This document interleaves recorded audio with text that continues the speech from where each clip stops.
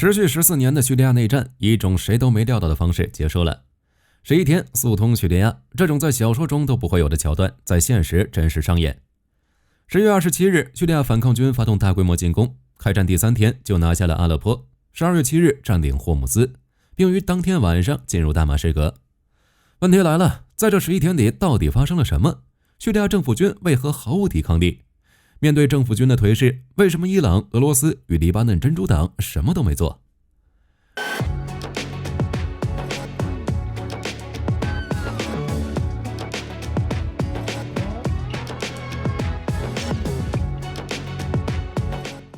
？11月27日下午，就在黎巴嫩与以色列签订临时停火协议之后，位于叙利亚北部的阿勒颇地区突然爆发了大规模冲突。原本在伊德利布固守的反抗军对叙利亚政府控制的阿勒颇市发起进攻。11月30日，政府军局势迅速恶化，反抗军拿下叙利亚第2大城市阿勒颇，紧接着挥军南下，试图进一步占领哈马。12月5日，反抗军攻下哈马之后，仅仅过了2天，便进一步占领霍姆斯市，并于当天晚上进入大马士革。12月8日，大马士革沦陷，阿萨德家族对叙利亚长达53年的统治宣告终结。在此期间，政府军唯一的一次有效防御就是哈马战役。在之后，霍姆斯与大马士革周围，反抗军几乎没有遭受任何阻碍，只是单纯的一路推进。从霍姆斯到大马士革，直线距离足足135公里，但反抗军却在同一天进入，这是如何做到的？10月27日，叙利亚反抗军在阿勒颇西部发动攻势，数以千计的反抗军士兵与装甲部队从伊德利布推进到阿勒颇市5公里的范围内，在几个小时之内夺取至少19个村庄和军事基地，其中包含叙利亚政府军第46团的前线基地。这是政府军在阿勒颇以西的最大阵地之一。阿勒颇南部地区，反抗军一路推进到 M5 高速公路，夺取了通往该市的地面交通线。11月28日，反抗军就已经占据阿勒颇市西部的全部地区，并缴获了政府军的装甲车、反坦克导弹以及便携式防空系统。谁也没有料到反抗军会在这个时间发起进攻。阿勒颇市周围部署的政府军人数远不如反抗军，也无法进行有效的防御。在此期间，俄空天军虽然对反抗军进行了多次空袭，但是对这种游击队的效果不佳。10月29日，反抗军挺进阿勒颇市西部，这是自2016年年底政府军占领阿勒颇市以来首次发生冲突。根据当时的媒体的报道，反抗军在当天就已经进入市中心。有消息称，反抗军在占领阿勒颇市时没有遭遇任何一场战斗，一枪不开便占领了阿勒颇市的大部分地区。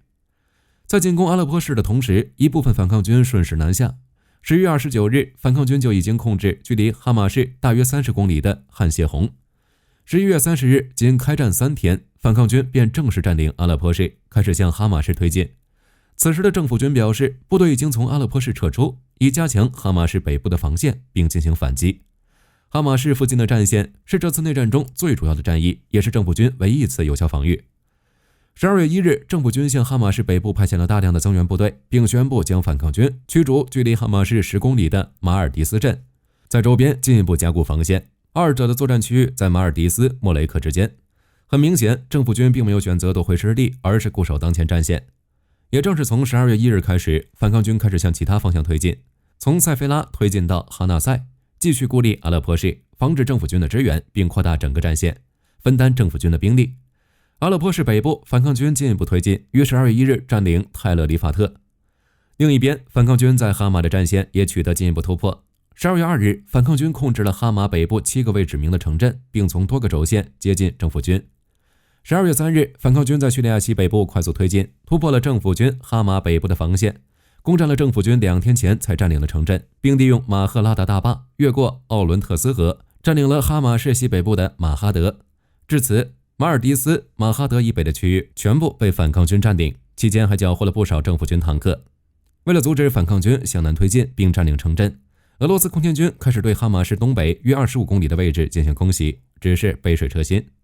当天，反抗军推进至哈马市5公里范围内，并占领了该地区的主要防御地形，也就是库姆哈纳村以及可以俯瞰哈马市的高地，并向该市北入口附近的政府军坦克发射无人机。叙利亚国防部于12月3日声称，向哈马市派遣了大量增援，以对抗预期的对该市的攻击，只可惜为时已晚。叙利亚南部的德拉省与苏维达省以及东部的代尔佐尔省也出现混乱，大量增援注定无法到来。其实在这个时期，政府军就已经调到哈马市的沦陷，开始在霍姆斯市建立防线，并强行征召青年加入军队。12月4日，反抗军开始试图孤立哈马市，沿着艾姆高速公路直接向南前进，一部分兵力从库姆哈纳村向东行动，绕过政府军部署的城市北部的防御阵地，并继续切断从东部和东南部进入城市的地面交通线。西部的部队则计划占领哈马军事机场，从而包围哈马市。12月5日，反抗军占领哈马，沿着艾姆高速公路向南推进至霍姆斯。在进行推进时，反抗军还与当地的武装达成协议：你们想走就走，我不打你。哈马东南部的萨拉米亚就是这样拿下的。霍姆斯以北约8公里的塔尔比塞，在反抗军抵达之前，当地人就已经完成权力交接。也正因如此，反抗军在穿越乡村时几乎没有遇到任何阻碍。此外，在哈马市与奥伦特斯河之间，政府军并没有建立任何防线。为了阻止反抗军的推进，政府军在奥伦特河左北岸失守之后，派遣了一架飞机轰炸了奥伦特河上的拉斯坦大桥，只是没什么用。拉斯坦桥东西两侧还有其他完好无损的桥梁和浅滩。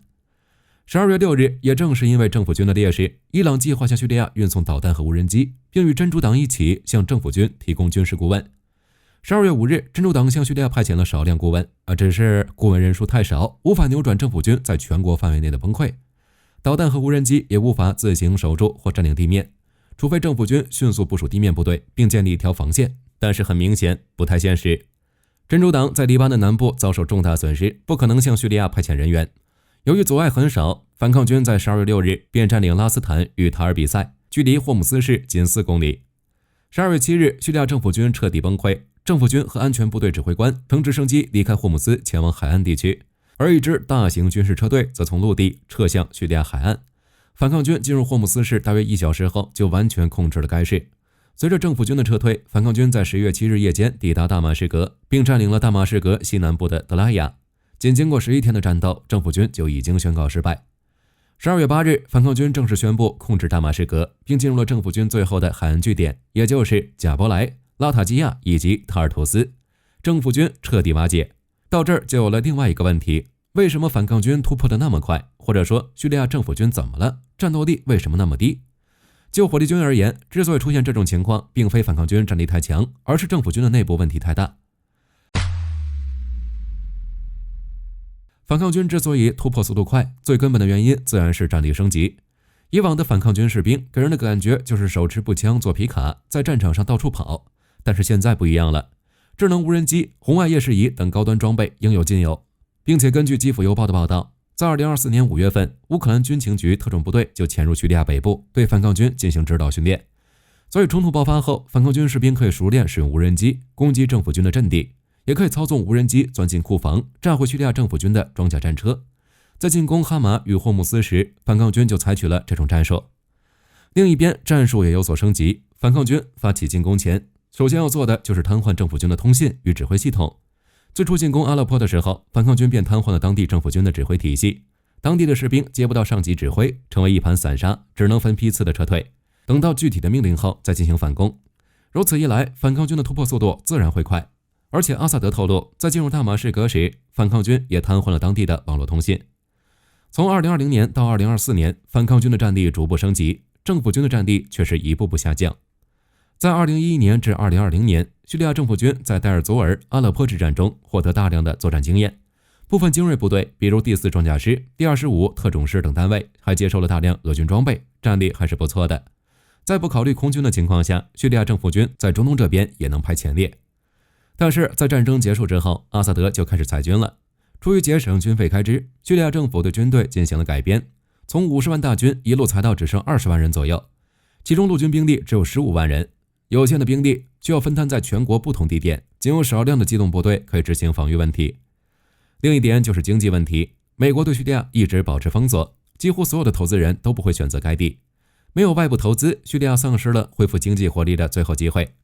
2023年，叙利亚的中央财政收入只有8亿美元，这些资金要负责水电供应、燃气与粮食补贴，连政府和军队的工资都无法维持。军事实力是建立在经济基础上的，政府军普遍欠薪，加上军队裁员带来的影响，高官被收买或者军事政变，其实并不是很奇怪。也正是因为以上原因，看起来战力较强的政府军其实已经被渗透成筛子了，部队缺编、武器陈旧、训练不足等问题很严重。更重要的一点是，政府军没有支援。在2015年时，反抗军就已经占领叙利亚1/3的地盘。政府军后面之所以可以一步步推进，最大的原因就是俄罗斯的帮助。黎巴嫩与伊朗也在后方出力，但是冲突爆发之后，政府军背后的支持者没有对政府军进行有效的支援。没办法，他们已经自身难保了。自2022年之后，俄罗斯深陷乌俄战争，无力对叙利亚提供以往的军事和经济援助。伊朗也需要花费巨资维持在也门、黎巴嫩与巴勒斯坦方向的军事斗争，无暇顾及叙利亚。